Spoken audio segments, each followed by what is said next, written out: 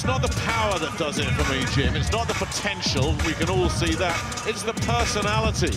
Anthony Joshua is just so laid back, so mellow and so chilled. He's got time for everybody. There's no big ego, no attitude with him. He gets in the ring, he turns into a nasty piece of work.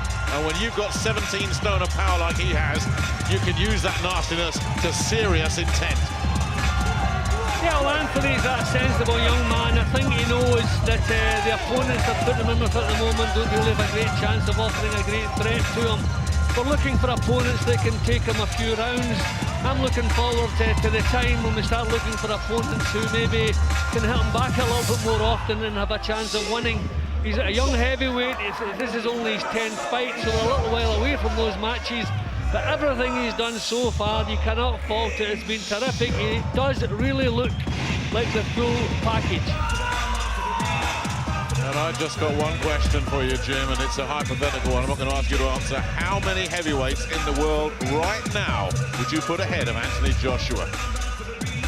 No, well, I mean, experience is, he looks terrific, but you can't judge a fighter until you see them evenly matched, and it'll be a little while before he is evenly matched. But there's a few heavyweights in Britain at the moment who may be a little bit out of his reach, but it won't be too long before he's challenging the best in Britain. He's not there yet, but it won't be too long before he is.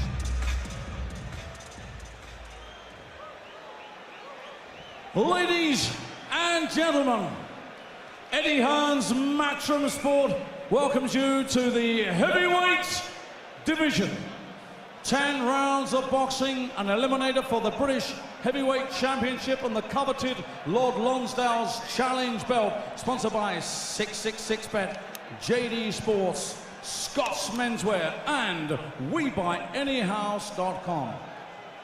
Welcome back to our viewers joining us live here on Sky Sports Box Office, and a very warm welcome to the millions of viewers joining us live and exclusive in the USA on AWE, a wealth of entertainment.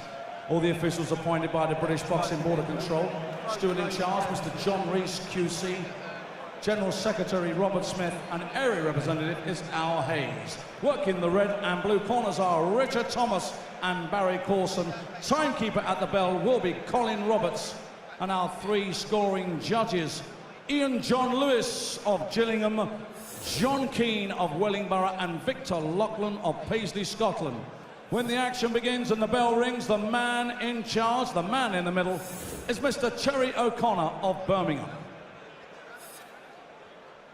We are in the heavyweight division, and introducing to you, fighting out of the red corner, wearing the orange trunks trimmed with black, weighing in at 17 stone 5 pounds. This is his 65th professional contest, former British and Commonwealth, former 2-time European Union heavyweight champion, and a winner, 2-time winner of the coveted Prize Fighter Series. Ladies and gentlemen, please welcome the warrior that is Reading's Michael Sprott. And across the ring, fighting out of the blue corner, wearing the black trunks, weighing in at 17 stone 2 pounds. He is undefeated, 9 contests, 9 wins, all inside the scheduled distance. The 2-time ABA champion and the winner of the Olympic gold medal. Ladies and gentlemen, honoured by Her Majesty the Queen as a member of the British Empire, from Watford, it is AJ Anthony Joshua.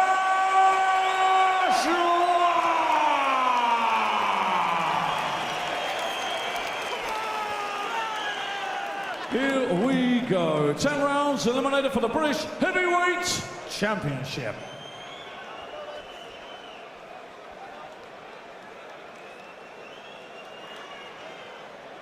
Spot you in the changing room, you know what expected is both. Shake hands, best of luck to both. Good lads. Well, it's a 10-rounder with 3 judges at ringside. There's a very, very good chance they're not going to be needed, because Anthony Joshua's story so far, 9 fights, total ring time 35 minutes 13 seconds, and his British victims: Paul Butlin 2 rounds, Dorian Darch 2 rounds, Matt Legg a handful of seconds, And old Matt Skelton, 2 rounds last time out. What can Michael Sprott, who's had 8 championship-level fights in a long and distinguished career, what can he come up with to slow this juggernaut down?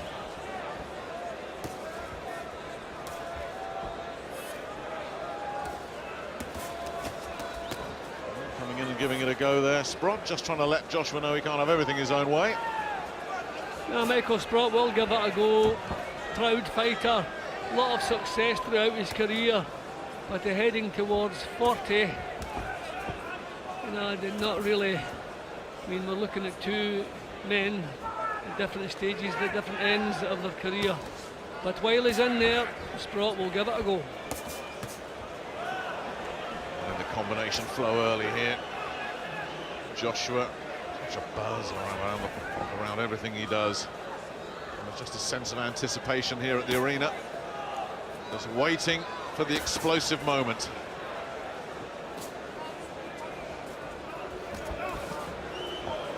Sprott, as you say, Jim, past his best now. Right hand comes through and he's wobbled, he's shaken by that, and Joshua straight on him, and Sprott's in big trouble here. Joshua just teeing off, and Terry O'Connor says that will do it right there. Heaven's sake! Stunning. That should have been a bit earlier because Sprott was in big trouble. Goodness me! And the referee, was he watching the fight or refereeing it? Goodness me, he should have stepped in a lot sooner than that. I mean, that shows you the power this man has. The punch that caused the damage was partially blocked, but he still had the power to knock Sprott onto his heels, but the referee took far too long there. It was obvious he was almost out of there. I was actually seriously worried there. Okay, Big Terry's not an athlete, he doesn't get off his mark quickly, but I was really worried for a couple of seconds there. We're dealing with seconds when you look at a young man with the power of Joshua, but once again that was terrific. But let's face it, Nick, pretty much expected. Absolutely, but again it goes back to what we were saying earlier, Jim, that streak of ruthlessness, that right hand, he saw that he'd hurt him and he just went for the jugular, finished him off, gave him nowhere to hide. He was on him instantly. Now, the punch that caused it was actually partially damaged, but look at the effect it had now. Bang! Now we're looking now. A referee should be closer, looking to stop this. There, bang! Didn't look quite as bad in the replay, but there was a couple, 2, maybe 3 punches there. There was no need for Michael Sprott to take. Bang, that's the one, that's the job finished. Job's finished.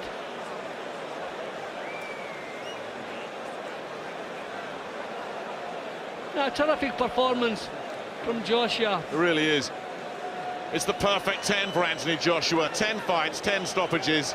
I swear they're getting quicker. That's brought his average down. It was nearly 4 minutes a fight. That was about 90 seconds, and poor old Michael Sprott in a bad way. He's on his feet now, which is good, and embrace, as we just see the final punches once again, an embrace between the two as they go to the middle. But yeah, you can. I mean, those are punches he shouldn't really have been taking. Big Terry, okay, as I say, he's a big man, so it takes him a little bit of time to get moving. But thankfully, no serious damage done. And after inflicting that damage, the big smile from the genial Anthony Joshua. How far can this man go?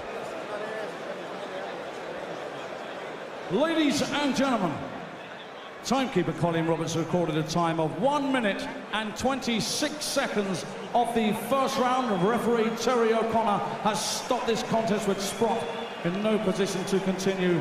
Your winner, who remains undefeated with a record of 10 contests, 10 wins, all inside the scheduled distance, it's AJ Anthony Joshua! And you can hear exactly how this crowd in Liverpool feel about that. He's just drawing fans and admirers wherever he goes around the country, Anthony Joshua. You can see why, so much excitement around him. There's talk next of Kevin Kingpin Johnson, who at least should give him some rounds. He needs some rounds. He just isn't getting any at the moment. Anthony, congratulations, 10 out of 10, and yet again in no mood to get rounds in. No, I'm glad to get the year out of the way. It's been a busy year. I'm glad to be back in Liverpool again. I'm glad that I got the victory as well in good fashion too. the referee have stopped it even a little bit sooner? No. It's a fighting game. He didn't look like he was happy to get stopped. He wanted to carry on, and so did I. Now I've got to go back to the room and do another 9 rounds of pads. You're not going to stay and watch the Cleverly Belly fight? I would love to, but I've got to get back to the change room and cool down and finish off what I started. Word for the reception you got here from the Liverpool fans? Yeah, I think I made my debut on Knockout Scousers a few years ago with Stalker and Anthony Fowler and them lot. So I'm quite familiar with the Scousers as well. So thank you for having me again, and I'm sure I'll see you next year. Have you heard the talk is of a step up in class in January against Kevin Johnson, who's very durable? Yeah, that's a perfect 10 for AJ. You know, and people got to remember he's had 9 fights coming in, but when he backs you up on the ropes and he unleashes that hand speed, no one in the division, I believe, is going to stand up to him. It's going to be a great journey. January the 31st, we're looking at Kevin Johnson at the O2. It's a perfect fight for him right now. He's only had 10 fights, and by next summer, I think he's ready for anyone in the country. And he's going to be a great, great fighter. It's going to be a great journey. And again, a perfect performance tonight. Kevin Johnson, very, very durable. Will you be looking to stop him? Well, I don't like to make predictions, but I'll train to get in peak condition. I'll be mentally ready, and I reckon I'll be able to take him out. He's very game. I saw him when I was sparring out in the Klitschko camp. He's very verbal, and he knows how to stick around. He was in there for 12 rounds with Vitali. Chisora boxed him last, so his experience will be a good move for me to like get in there and not do something like that. Someone to take me rounds before we go right in the deep end. At least we'll be well prepared.